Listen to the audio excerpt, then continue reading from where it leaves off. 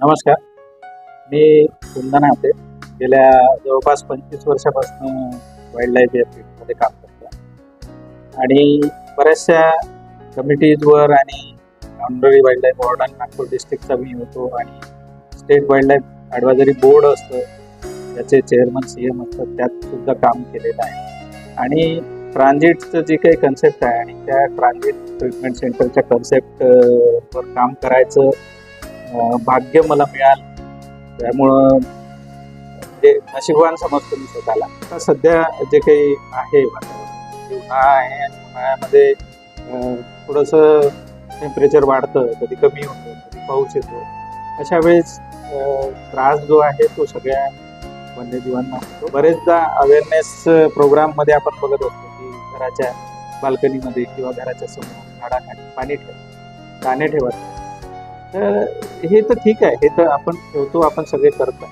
पण बरेचदा पाण्याअभावी किंवा या टेम्परेचरचं जसं फ्लक्च्युएशन सुरू आहे त्यात बऱ्याचशा पक्ष्यांना त्रास होतो, ते पडतात किंवा असं लुस्त अशा अवस्थेत आपल्याला बरेच लोकांना दिसतात. आम्हाला खूप सारे कॉल येतात. तर त्यांना म्हणजे डिहायड्रेशन हा मेन म्हणजे आमच्या ऑब्झर्वेशनमध्ये असं दिसतं आहे की डिहायड्रेशनमुळं ते थोडेसे उडू नाही शकत किंवा एका जागी बसलेले असतात आणि त्यांना थोडंफार ट्रीट केल्यानंतर ते परत उडू लागतात. तर जो आहे तो असा लुस्त आहे, बसलेला आहे, तर तो पाणी नाही मिळालं त्याला, तर आपण त्याला पाणी पाजतो, त्याची चोच वर करून त्याला पाणी जबरदस्ती पाजतो. तर असं कृपा करून करू नका. कारण आपण पाणी, आपला उद्देश खूप चांगला असतो, पण त्या उद्देश जो असतो त्याच्या मागे जे त्यांचं सायन्स आहे ते कुठेतरी मधात येतं. कारण पक्षी पाणी कसे पितात याचा पहिले आपल्याला अभ्यास करावा. त्याच्यामुळं जबरदस्तीने पाणी पाजू नका. घरी सिरिंज असेल, ते नसेल तर एखादं हे असतं शाई भरायचं जे ड्रॉपलर असतं किंवा चमचा असतो साधा, चमच्यात पाणी घेऊन तो फक्त त्याच्या चोचीच्या टोकाजवळ असा ठेवा किंवा पाण्याचा एखादा ड्रॉप त्याच्या चोचीच्या टोकावर ठेवा, तो आपोआप पाणी आत येतं. बरेचदा काय होतं की आपण त्याची चोच फाकवून पाणी पाजायचा प्रयत्न करतो, तर त्याच्या ते श्वसन नलिकेत जातं आणि मग त्याचा त्याने मृत्यू. ते तर कोणाचेही म्हणजे माणसाचे जरी गेलं तरी विंडपाईपमध्ये गेल्यानंतर माणसाचा मृत्यू होतो. तर पक्ष्यांचं त्याच्यामुळं जबरदस्तीने पाणी पाजायचा प्रयत्न करू नका. पाणी शक्यतो पाणी त्याच्या समोर ठेवा. त्यामध्ये घरी ग्लुकोज असेल तर ग्लुकोज किंवा साखरेचे 2-3 दाणे टाकून त्या पाण्यात ठेवा, जेणेकरून त्याला थोडं ताकद येईल आणि नंतर तो ॲक्टिव्ह होईल. आणि झालेला आहे म्हणजे लोकांनी केलं, नंतर आम्हाला कॉल करून त्यांनी ते सांगितलं की सर तुम्ही सांगितलं पाणी ठेवायचं आणि त्यांनी पाणी पिऊन नंतर थोडासा तो स्ट्रॉंग झाला आणि मग नंतर उडला. आपल्याला फर्स्ट एडमध्ये काय करायचं आहे, पक्षी जो दिसला तो उचलायचा आहे. आमचा हेल्पलाईन नंबर आहे, त्यावर फोन करायचा आहे. जर तुमच्याकडनं हे सगळं होत नसेल तर, जर आपल्या घराच्या आजूबाजूला जर मिळालेलं आहे तर आपण हे सगळं घरी नेऊन करू शकतो. पण बाहेर जर आपल्याला कुठं मिळालं आहे तर आमच्या हेल्पलाईन नंबरवर फोन करा, आमच्या इथले लोक येतील, तो पक्षी इथे आणेल आणि त्याची काळजी मग नंतर आमचे डॉक्टर घेतील. तो जिस तरीके से हमारे यहाँ अभी पेशेंट्स आ रहे हैं बर्ड्स के, इसमें देख रहे हैं कि मतलब 7-8 पेशेंट्स में से मैक्सिमम पेशेंट डिहाइड्रेशन के रहते हैं. और डिहाइड्रेशन और स्टारवेशन से एक और चीज़ का प्रॉब्लम होता है बर्ड्स में कि इनकी इम्यूनिटी कम हो जाती है इसी पर. और जैसे ही इम्यूनिटी कम होती है तो वायरल इन्फेक्शंस इनके अंदर में बढ़ने लगते हैं, जिस प्रकार हम इंसानों में होता है.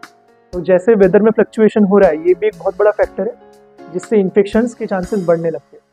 वायरल इन्फेक्शन जब बर्ड्स में होते हैं तो सबसे टिपिकल सिम्टम एक बर्ड्स में दिखता है कि उनमें टॉर्टिकोलिस दिखने लगता है. टॉर्टिकोलिस का मतलब ये होता है कि उनकी गर्दन पूरी तरह से ट्विस्ट होने लगती है, जिसको मराठी मानमोड़ी भी बोलते हैं.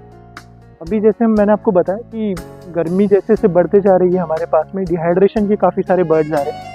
अगर हमारे पास में 10 डिहाइड्रेशन के बर्ड्स आते हैं तो डिहाइड्रेशन और स्टारवेशन की वजह से इन बर्ड्स की इम्यूनिटी भी कम होने लगती है. जैसे इन बर्ड्स की इम्यूनिटी कम होती है तो इनके अंदर में जो वायरल इन्फेक्शन है वो पीक पे आने लगते हैं, वो बढ़ने लगते हैं. उसी प्रकार से वैसी वायरल इन्फेक्शन में से एक न्यूकैसल डिसीज़ वायरस करके एक इन्फेक्शन रहता है बर्ड्स के अंदर में, जो कि काफ़ी ज़्यादा लिथल रहता है.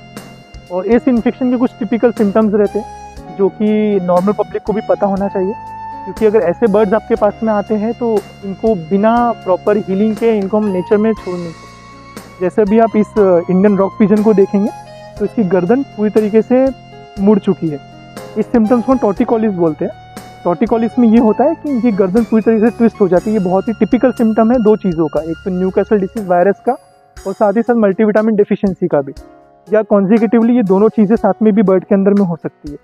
अगर आपको ऐसे बर्ड अगर आपको मिलते हैं तो पब्लिक से मेरी ये अपील है कि इन बर्ड्स को बिना प्रॉपर ट्रीटमेंट के इनको नेचर में आप रिलीज़ मत कीजिए, क्योंकि ये जो इन्फेक्शन होता है बहुत ज़्यादा कंटेजियस होता है, एक बर्ड से दूसरे बर्ड में बहुत जल्दी फैलता है और इस वजह से पूरी की पूरी पॉपुलेशन बर्ड्स की ख़त्म हो सकती है। पोल्ट्री इंडस्ट्री में ये बहुत ही ज़्यादा न्यूसेंस होता है इस वायरस का। अगर ऐसा वायरस पोल्ट्री इंडस्ट्री में आ जाए तो पूरी की पूरी मुर्गियों की बैच की डेथ हो जाती है एक ही रात में। ऐसे बर्ड्स अगर हमारे पास में जब आते हैं तो इनका 7 दिन तक का इनका एंटीबायोटिक थेरेपी चलती है इनके ऊपर में, और एंटीबायोटिक थेरेपी से इनको कोई सेकेंडरी बैक्टीरियल इन्फेक्शन ना हो इसलिए एंटीबायोटिक थेरेपी चलती है।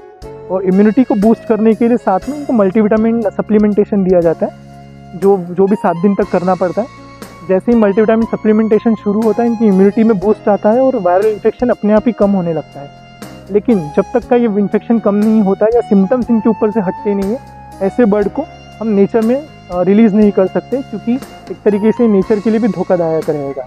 ऐसे बर्ड्स को अगर हम तुरंत में रिलीज़ करते हैं उसी कंडीशन में तो ये उस वायरस को दूसरे बर्ड्स में भी स्प्रेड करेंगे, तो चांसेस रहेंगे कि हम इस बीमारी को एनवायरमेंट में फैला दें। तो इसीलिए आप लोगों से रिक्वेस्ट रहेगा कि आपको इस तरीके का कोई बर्ड मिलता है तो ट्रांजिट ट्रीटमेंट सेंटर में हमारे पास लाके दीजिए, या आपका कोई भी नियरेस्ट वेटनेरियन अगर आपके पास में अगर है, कोई हॉस्पिटल में आपका लेके जाना पॉसिबल नहीं है तो कोई भी वेटनेरियन से आप कॉन्टैक्ट कीजिए, आपको बहुत अच्छे से इस चीज़ पे गाइड कर देंगे।